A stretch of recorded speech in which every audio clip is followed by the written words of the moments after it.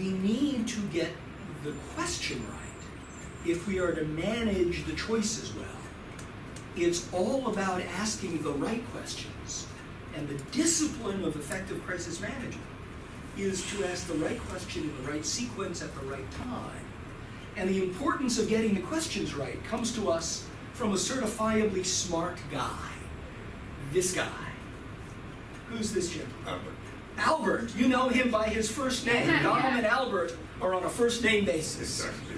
Who is that guy? That is Albert Einstein, who just earlier this year had one of his theories from 100 years ago proven to be true. Proven to be true 100 years after he came up with the theory. There wasn't measurement strong enough back then, but we just discovered it earlier this year that he got that right too.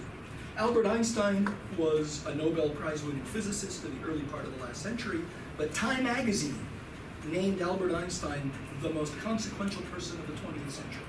He was the human being of the century for the 20th century, according to Time magazine. No human being exerted greater influence over the 20th century than Albert Einstein, said Time magazine. And Einstein once very famously said that if he had an hour to solve a problem and his life depended upon the solution, he would spend the first 55 minutes making sure he got the question right. Because he was confident that once he got the questions right, he could figure out the answers in less than 5 minutes. In my experience, this precisely describes the crisis management process. That as soon as you get to the right questions, the productive resolution of the crisis becomes clear within a matter of minutes. But until you ask the right question, you are likely to cause self-inflicted harm that makes matters worse. And Tamir, you smile. Yeah, I'm wondering, how do you know you've got to How do you know you get to the right you get to the right one? The good news is you can piggyback off of the Logos Institute for Crisis Management and Executive Leadership, because we spent 20 years studying it. And I'm going to share that with you today. If this were the beer version, I'd have you discover it too. But this is the whiskey version, so I'm going to give you a shot glass with a bunch of solution poured into it, and you get to drink it.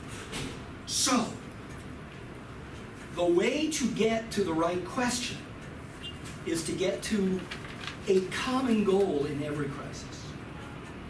There may be specific goals for particular crises, but there's a common goal in every crisis. And the common goal in every crisis is you need to maintain or restore trust. The common goal in every crisis is to maintain or restore trust. And of all the ways to understand trust, the best I've ever encountered is a definition by the Ethics Resource Center in Washington, D.C., and they define it this way. They say trust is the natural consequence of promises fulfilled. They could be explicit promises, they could be implicit promises. And they say that trust results from having expectations met, of having no unrealized expectations. In other words, what we refer to as disappointments. Trust is the result of expectations being met. And therefore, crisis management starts with understanding expectations.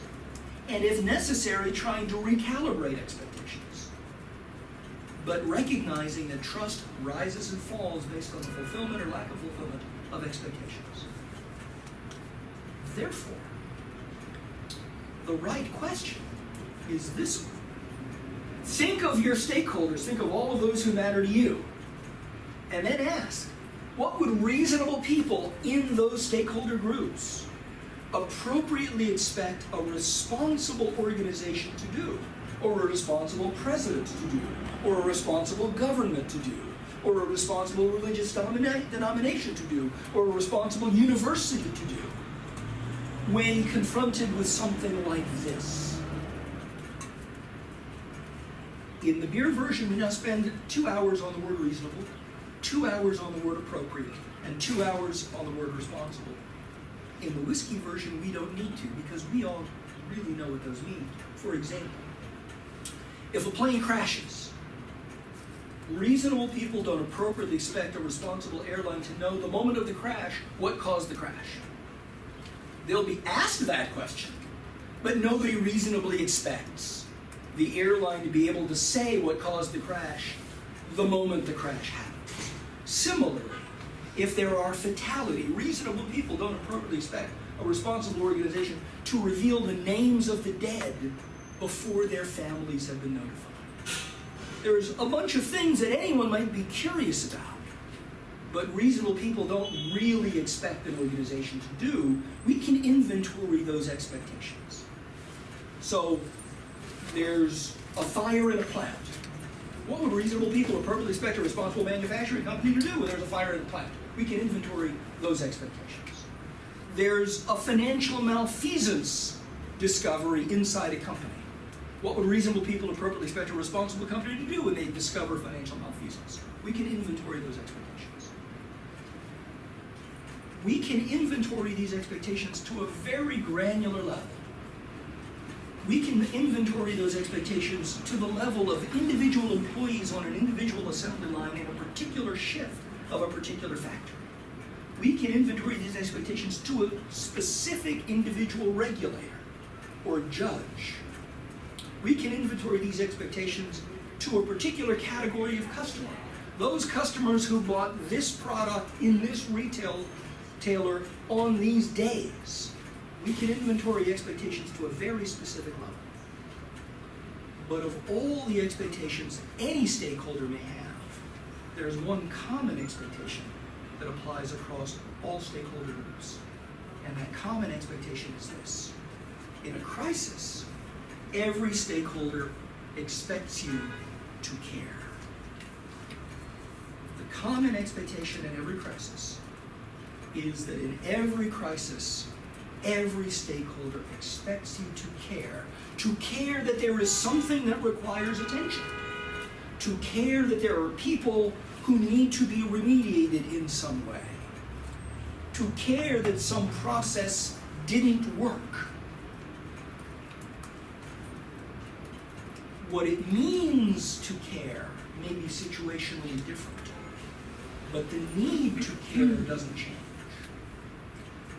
And when we look at patterns, one of the patterns we see is that the single biggest predictor that trust is going to fall, that confidence is going to fall, that all those other measures of competitive advantage we talked about a half hour ago are going to fall, is the perception that the organization and its leaders don't care.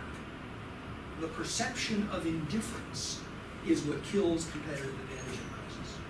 The perception that someone or some organization doesn't care is what drives organizations to failure in a crisis.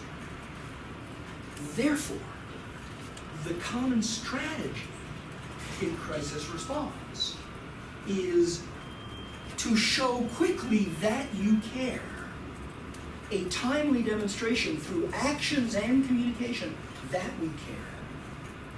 And then a persistent demonstration that we continue to care. And that demonstration of caring has to continue for as long as the expectation exists. So, what should we do in a crisis? We need to demonstrate in a timely way that we care. We need to continue to demonstrate that we continue to care for as long as the expectation of caring continues to exist. What it takes to show we care early may be different from what it takes to show we care later. What it takes to show we care when we don't know whether there were fatalities is different from what it takes to show we care when there have been fatalities, which is even different from what it takes to show we care in remediating the circumstances that led to the fatalities. So what it means tactically to show we care may change, but the strategy that we need to show we care doesn't change. This is the single biggest takeaway of everything we're going to do today. That organizations get through crises well when they, in a timely way, in a persistent way, demonstrate caring in ways that fulfill the expectations of their stakeholders. And organizations that fail are those who fail to demonstrate caring in ways that fulfill the expectations of their stakeholders.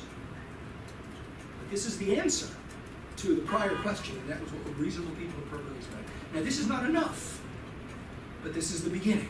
There are other expectations that stakeholders have. And as we go through case studies, we're going to be able to inventory those expectations. But the common expectation and the first expectation is an expectation of care.